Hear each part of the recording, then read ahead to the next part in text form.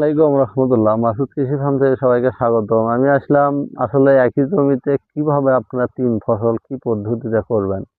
যে আপনারা যদি পাত্তা পাতলি করে যদি পেঁপেটা লাগাতে পারেন, পেঁপেটা একটা ছায়াযুক্ত স্থানেও হয়, এই কারণে আপনারা পেঁপেটা লাগাবেন।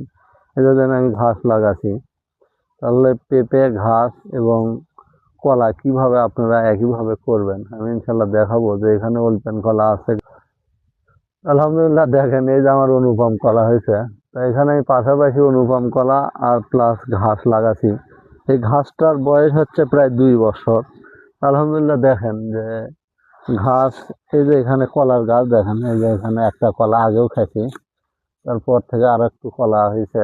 এই যে ঘাস দেখেন, এখনো 2 বছর হলে ঘাস হচ্ছে। আলহামদুলিল্লাহ শীতকাল, এই কারণে কলা যেহেতু ওই শ্বাস দেওয়া পড়ে না, তারপরেও কলাটা একটু ছোট হয়, এটি গাঁটে গাঁটে একটু গাঢ় হয়। এই কারণে কলাটা একটু ছোট হয়। এটা শীতকালের টাইমে এটা কোনো খাবারের ঘাটতির কারণে দেখেন এই যে আমাদের ওখানে ঢোকা দিয়েছি কলা। আলহামদুলিল্লাহ, এই যে আলহামদুলিল্লাহ আমার এই ঘাউটা ওই যে বাতাসের কারণে কলাটা একটু ভাঙ্গে যাওয়ার ভাব হয়েছিল। তা আমি এখানে ওই ঢোকা নিয়ে যাচ্ছি যে ঢোকা দেওয়ার জন্য। কারণ যে কলাটা পড়ে গেলে আমার অবশ্যই একটা ক্ষতির ভিতর পড়ে যাব। তো আপনারা দেখেন এই এর পাশে আমি এই কলা খাইছি, এই যে কলার মোতা দেখেন, এই যে এখানেও একটা কলা। এই সমস্ত আমি একবার খাই, তাহলে 2 বছর এই ঘাসটা হচ্ছে।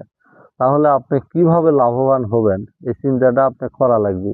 যে শুধু আবাদ ফালালেই আবাদ তুলে টাকা, কিন্তু তা নয়। আবাদের ভিতরে একটা দুটো আবাদ যদি থাকে, দেখলেন যে আমি 2 বছর ধরে ফসল খাচ্ছি, যে আলহামদুলিল্লাহ ঘাসও হচ্ছে, কলাও হচ্ছে। পেঁপেও যদি আপনারা পারেন তো লাগান। আমি পেঁপে লাগাচ্ছি, আলহামদুলিল্লাহ দেখেন এখনো ফল আসেনি। তো দেশি পেঁপে তো হাইব্রিড হলে আলহামদুলিল্লাহ এতদিন ফল চলে আসতো না। তো আপনারা এইভাবে সাথী ফসল হিসেবে 2-3 ফসল করে আপনারা উপকৃত হন। আসসালামু আলাইকুম রহমতুল্লাহ।